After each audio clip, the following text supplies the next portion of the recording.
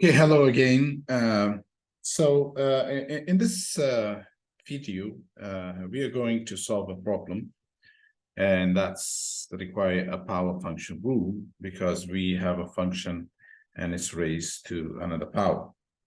So the power function rule is expressed as if you have y or equal to f of x is equal x to the power of n, then the derivative of this power function is n times x n minus 1 and times the derivative of what is inside the if this is a bracket here. And you can see the way that we're going to solve it right here. So let us take, again, we have S and T. So, and then also we have two different arguments or two different inputs. Therefore, we're going to do the same thing. We're going to take the derivative first with respect to S and then holding T constant. And then the second time, we're going to take the derivative of this function with respect to T, holding S constant. So let us do the first one, where we taking the derivative with respect to S holding T constant. And that is equal to, since it's a power, this function is raised to a power. Therefore, the first thing we do is we bring the power down, multiply it by the expression, and then we take the derivative of what is inside the bracket. So we take 2 times S plus S t squared minus t to the power of 3. 2 minus 1 is 1. You don't have to write it. And then multiply by take the derivative of what is inside of this with respect to s.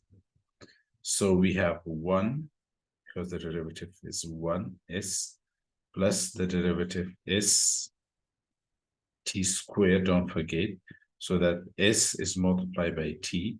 So the derivative of s is 1. And then what we have is plus t squared. And since there is no s here, then we holding this as constant. Therefore, the derivative of this is 0. Therefore, we have 2. Just rearrange in case you want. It's t squared plus 1.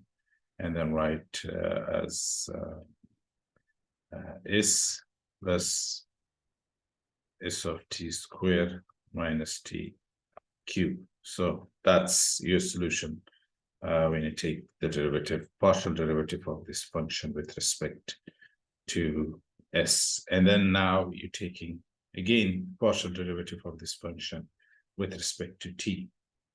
So g of t of s and t. Again, we're taking the derivative with respect to t, we're holding s constant. And therefore, again, using a power rule, 2 comes down times what is in the bracket. We just copy it down here.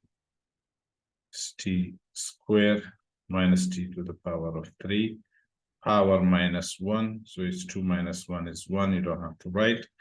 And now we take the derivative of what is inside the bracket with respect to t. No t here, derivative is 0. We have t here, then the derivative of this term with respect to t becomes 2st. And the derivative of this third term with respect to t becomes 3t squared. So you can write this as bring the t out, and then you write as 2t and 2s minus 3t here. You just bring and then take t as a common factor and multiply by just bring it here just in case. We have s t squared plus s minus 3t. just you can leave it like this, or if you want to make it look good, then you probably do one more step and then you stop here. So I will continue on doing another Cobb-Douglas production function in the next video. Stay tuned.